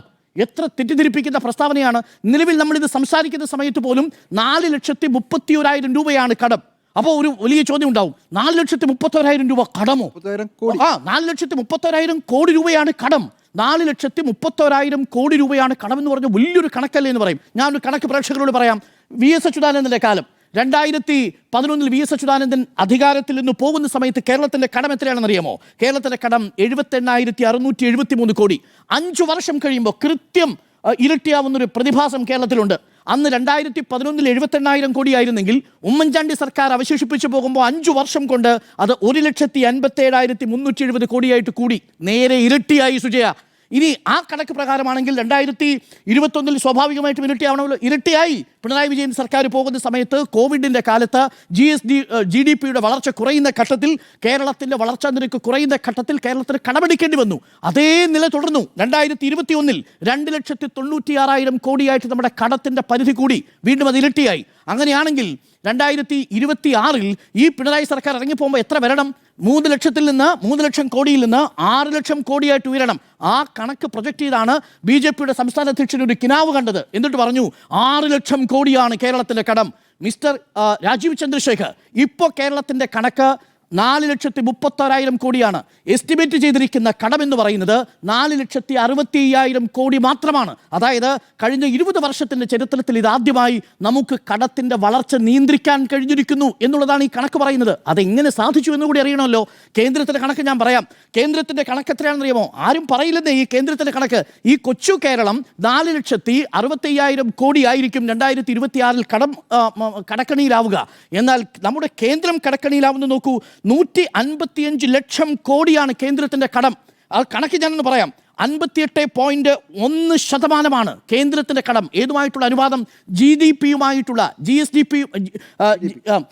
GDP-യുമായിട്ടുള്ള അനുപാതം നോക്കുമ്പോൾ, വളർച്ചാ നിരക്കും കടവും തമ്മിലുള്ള അനുപാതം നോക്കുമ്പോൾ 58.1% കേന്ദ്രത്തിന്റെ. നമ്മുടെ കേരളത്തിന്റെ എത്രയാ സുജയ? 33.9%. അപ്പൊ കേന്ദ്രമാണോ കടക്കണിയിൽ, കേരളമാണോ കടക്കണിയിൽ? രണ്ടാമത്തെ ചോദ്യം, CAG റിപ്പോർട്ടിൽ ആദ്യത്തെ 14 സംസ്ഥാനങ്ങളിൽ കേരളമില്ല. 15ാമത്തെ സംസ്ഥാനമാണ് കേരളം. എന്ന് പറഞ്ഞാൽ കടക്കണിയിലല്ല. നമുക്കതിനുള്ള പര്യാപ്തതയിലേക്ക്, സ്വയം പര്യാപ്തതയിലേക്ക് കേരളം വരികയാണ്. ഒരു കണക്ക് കൂടി ഞാൻ പറയാം. CAG റിപ്പോർട്ടിൽ പറയുന്നു, നമ്മളുടെ തനത് നികുതി വരുമാനത്തിൽ വർധനവുണ്ടായിരിക്കുന്നു. നികുതി ഏതര വരുമാനത്തിലും കേരളത്തിൽ വരുമാനമുണ്ടായിരിക്കുന്നു. ഇത് രണ്ടിലും ഉണ്ടായിരിക്കുന്ന വളർച്ചയാണ് ഈ കടക്കണിയിൽ നിന്ന് താൽക്കാലികമായി രക്ഷപ്പെടാൻ നമ്മളെ പ്രേരിപ്പിക്കുന്നത്. പക്ഷേ നമ്മൾ പൂർണ്ണസജ്ജരല്ല. അതുകൊണ്ടാണ് കേന്ദ്രം ഓരോ നിമിഷവും നമ്മളെ വരിഞ്ഞു മുറിക്കുന്നത്. ഏറ്റവും ഒടുവിൽ ഒരു ഗ്യാരണ്ടി റിഡംഷൻ ഫണ്ട് എന്ന് പറഞ്ഞിട്ട് നമ്മുടെ കയ്യിൽ നിന്ന് 3,300 കോടി രൂപ പിടിച്ചു വെച്ചു. എന്താണെന്നറിയാമോ സുജയ? 80,000 കോടി വരുന്ന നമ്മുടെ പൊതുമേഖലയിലെ നിക്ഷേപങ്ങൾക്ക് സർക്കാർ ഗ്യാരണ്ടി നിന്നില്ലെങ്കിൽ കേന്ദ്ര സർക്കാർ പറയുന്നു, നിങ്ങളുടെ GDP-യുടെ 0.5% ഞങ്ങൾ തരൂല എന്ന് പറയുന്നു. എന്ന് പറഞ്ഞാൽ ഒന്ന് ആലോചിച്ച് നോക്കൂ, 3,300 കോടി രൂപ ഇപ്പോൾ കേന്ദ്രം തരുന്നില്ല. എന്താണെന്ന് വെച്ചാൽ നിങ്ങൾ ഗ്യാരണ്ടി നിന്നില്ലെങ്കിലോ എന്ന് കരുതിയാണ്. ഇതെന്തിനാണ് ഇത് കൊണ്ടുവരുന്നത്? എന്തിനാണ്? കേരളത്തിലെ പൊതുമേഖലാ സ്ഥാപനങ്ങളല്ലേ ഇത്. ഇങ്ങനെ ഓരോന്നോരോന്നായിട്ടാണ്. ഇതിൻ്റെ പുറമെയാണ് കിഫ്ബിയുടെ പേരിൽ പെൻഷൻ ഫണ്ടിന്റെ പേരിൽ ഒക്കെ കേരളത്തെ കേന്ദ്രം പിഴിഞ്ഞുകൊണ്ടിരിക്കുന്നത്. ഇങ്ങനെ പിഴിഞ്ഞുകൊണ്ടിരിക്കുമ്പോഴും നമുക്ക് അർഹതപ്പെട്ട 57,000 കോടി നിഷേധിക്കപ്പെടുമ്പോഴും കേരളത്തിലെ വീടുകളിലേക്ക് ആനന്ദം കൊണ്ടുവരാൻ കഴിയുന്നുണ്ടെങ്കിൽ, കേരളത്തിലെ വീടുകളിലേക്ക് ക്ഷേമ പെൻഷൻ കൊണ്ടുവരാൻ കഴിയുന്നുണ്ടെങ്കിൽ അത് ഈ സർക്കാരിന്റെ മികവാണെന്ന് തന്നെ പറയണം. അപ്പോഴെല്ലാം പറഞ്ഞുകൊണ്ടിരുന്നുള്ളൂ പെൻഷൻ കൂട്ടി, തെരഞ്ഞെടുപ്പ് സ്റ്റണ്ട്, അതിദാരിദ്ര്യമുക്തമായി, ഇലക്ഷൻ സ്റ്റണ്ട്, കേരളത്തിലെ കണക്ടിംഗ് ടു വർക്ക് സ്കോളർഷിപ്പ് വന്നു, ഇലക്ഷൻ സ്റ്റണ്ട്, സ്ത്രീകൾക്ക് വീട്ടമ്മമാർക്ക് പെൻഷൻ വന്നു, ഇലക്ഷൻ സ്റ്റണ്ട്, വീട് കൊടുത്തു, ഇലക്ഷൻ സ്റ്റണ്ട്, പട്ടിണി മാറി, ഇലക്ഷൻ സ്റ്റണ്ട്, റോഡ് വന്നു, ഇലക്ഷൻ സ്റ്റണ്ട്. ഇതൊക്കെ ഇലക്ഷൻ സ്റ്റണ്ട് ആണെങ്കിൽ ആണെന്നേ സുജയ, ഇതൊക്കെ ഇലക്ഷൻ സ്റ്റണ്ടാണ്. പക്ഷേ നിങ്ങൾക്ക് അതിനൊരു പേര് കൂടി കൊടുക്കേണ്ടി വരും. ഇതാണ് വികസനത്തിന്റെ മാതൃക എന്ന് പറയേണ്ടി വരും, ഒരു ബദൽ മാതൃക എന്നുകൂടി പറയേണ്ടി വരുമെന്ന് മാത്രമേ എനിക്ക് പറയാനുള്ളൂ. അതുകൊണ്ട് പണം എവിടെ നിന്ന് കണ്ടെത്തും എന്നുള്ള ചോദ്യത്തിന്റെ ഉത്തരം എന്ന് പറയുന്നത് നമ്മൾ സ്വയം പര്യാപ്തതയിലേക്ക് സാവധാനം അടുക്കുന്നു. അപ്പോൾ ചോദ്യം, അങ്ങനെയാണെങ്കിൽ PMC പദ്ധതിയിൽ നിങ്ങൾക്ക് പണമില്ലേ? അത് നമുക്ക് അവകാശപ്പെട്ടതാണ്. ഏത് 971 കോടി രൂപ SSK, ആ പണം നമുക്ക് കിട്ടിയേ മതിയാവൂ. അതാണ് തടഞ്ഞു വെച്ചിരിക്കുന്നത്. എന്തിന്റെ പേരിൽ? PMCയിൽ ഒപ്പിടാത്തതിന്റെ പേരിൽ. രണ്ടും തമ്മിൽ എന്ത് ബന്ധം ആർക്കറിയാം? പക്ഷേ തരൂല. ഇതാണ് അവസ്ഥ. ഇതിനെക്കുറിച്ച് ഇന്നലെ വിശദമായി പറഞ്ഞു. വിസ്താര ഭയം കൊണ്ട് ഞാൻ അവസാനിപ്പിക്കുന്നു. ചുരുക്കത്തിൽ കേന്ദ്രം നമ്മളെ പിഴിഞ്ഞിട്ടും ഇങ്ങനെ ഒരു പദ്ധതികൾ പ്രഖ്യാപനങ്ങൾ നടത്തണമെന്നുണ്ടെങ്കിൽ അത് നോക്കൂ. അടുത്ത മാസമല്ല തിരഞ്ഞെടുപ്പ്, അടുത്ത മാസം ഇത് അടുത്ത സർക്കാരിന് ഹാൻഡ് ഓവർ ചെയ്ത് പോവല്ലേ സുജയ? 6 മാസം ഈ സർക്കാർ ഇതേ കാര്യങ്ങളിൽ 10,000 കോടി ചെലവിട്ട് ജനങ്ങൾക്ക് കൊടുക്കണം. അങ്ങനെ കയ്യിൽ എണ്ണി വാങ്ങി അനുഭവപ്പെട്ടിട്ട് നിങ്ങൾ പറയുമല്ലോ, കയ്യിൽ കൊണ്ടുപോയി നിങ്ങൾ എക്സ്പീരിയൻസ് ചെയ്തിട്ട് നിങ്ങൾ ഈ സർക്കാരിനെ വിലയിരുത്തിയാൽ മതി. അതിന് 6 മാസം കൂടി ബാക്കിയുണ്ട് എന്നതാണ് എൻ്റെ ടേക്ക്. അതുകൊണ്ട് ഇത് കേവലം ഒരു തിരഞ്ഞെടുപ്പ് നമ്പർ അല്ല എന്നതാണ് എൻ്റെ ടേക്ക്. ഒരു ഇടവേള വേണം. ഇടവേളയ്ക്ക് മുമ്പ് നമുക്ക് ഇതിൻ്റെ റിസൾട്ട് കൂടി പറയാൻ തോന്നുന്നല്ലേ? റിസൾട്ട് തെരഞ്ഞെടുപ്പ് നമ്പറോ എന്ന ചോദ്യത്തിന് 2 പേർ യെസ്, 2 പേർ നോ.